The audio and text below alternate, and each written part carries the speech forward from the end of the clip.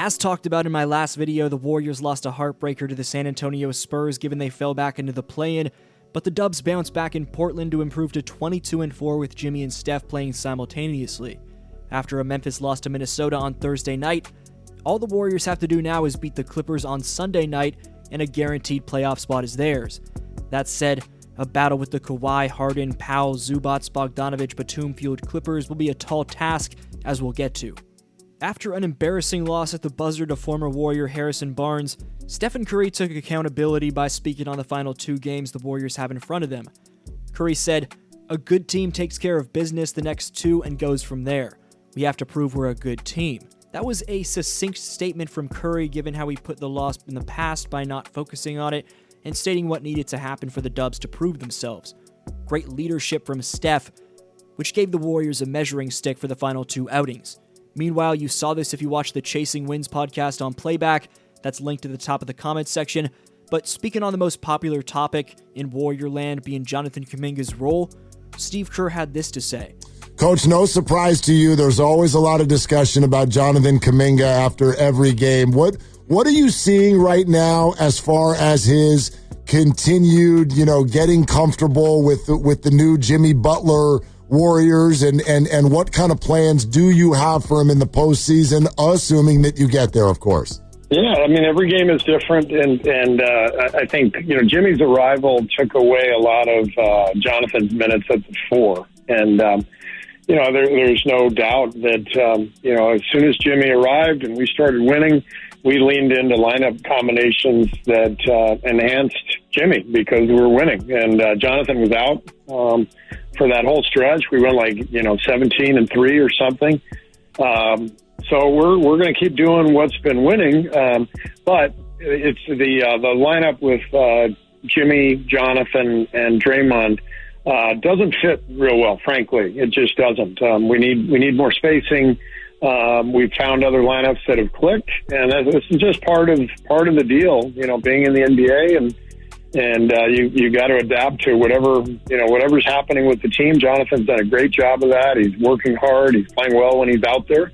But I'm just going with the lineup combinations that I think are going to give us the best chance to win. And there's going to be nights where he's absolutely part of that, like the Laker game, and then there's going to be nights where I go to Buddy or Moses or Gary Payton. It just changes every game based on what's happening, and I have to read that as a coach. Steve Kerr mentioned the word winning there several times, and obviously that's what Steve's going to prioritize, but I found it interesting how Kerr admitted his experiment of playing Jimmy, Kuminga, and Draymond at once doesn't work.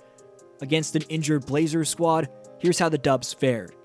Draymond located Stephen on the back door. Paz and Butler connected on the fast break. Kuminga and Hield checked in, and JK faked a handoff to Curry and drew the foul at the rim. Off a Draymond dime, Moody teed it up from distance. Kuminga threw it away, and it led to a Blazer layup. Jabari Walker scored over Draymond. Buddy Hield's going to be extremely important in a potential Dubs playoff run, and here he knocks down a wide-open triple. Kuminga fumbled a rebound for his second turnover. GP2 threw it away. Looney played great defense on Kamara by stripping it away. Curry found GP2 on the back door. Curry played great defense on Jabari Walker. Steph drove in for a ridiculous layup through traffic before doing a somersault, but had to leave due to a right thumb injury. Looney handed it off to Buddy for his 199th triple on the season. Buddy came off a Looney screen for his 200th triple, and the Warriors ended up closing the quarter on a 12-0 run despite Steph being in the locker room. Banton took it down the lane, but the Dubs' second leading charge drawer in Pods was right there to draw his 21st. Flawless positioning. Draymond knocked it away from Klingon. Pods knocked it down over Klingon. Jabari Walker tried posting up the DPOY, but was called for a travel. Post locked up Kamara around the rim. Curry checked back in with a wrap around his thumb and located Post for the triple in Quentin's return to the lineup. The thumb was no problem for Steph, as he used a GP2 flare screen to get free for this 3. Watch this rotation by Post to reject the layup in emphatic fashion. JK got physical and faded away from the mid-range. Hield launched to hit his 4th triple. Steph hit a step-back 3 after receiving a dime from Jimmy. Post gathered it from Curry and galloped inside for a nice finish. Moses utilized a pin down from Draymond to spring open. Off an offensive rebound from Steph, Moody attacked Banton and finished with force around Klingon. Moody funneled Banton into Draymond on the defensive end. After an insane possession which saw the Dubs whip the ball around fluidly and then Jimmy Butler pass up a layup, Draymond got a pass from Pods and hit a triple. Green lobbed to Butler for the throwdown. Jabari Walker cut a once 25-point Dubs lead down to 14. But Jimmy Butler drove baseline after a couple pivots before hanging in the air and finishing the nasty reverse plus the foul.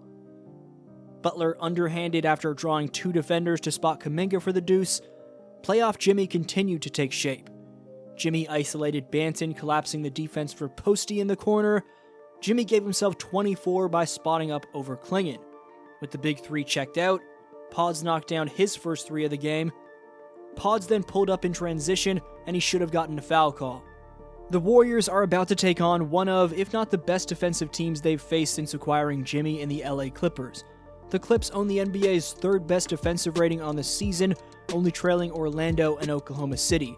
Additionally, the Clips own the NBA's 5th best defensive rating since the All-Star break. Let me know your takes on what the Warriors have to do to win that game on Sunday. This was your boy DFlow, and I'll see you next video.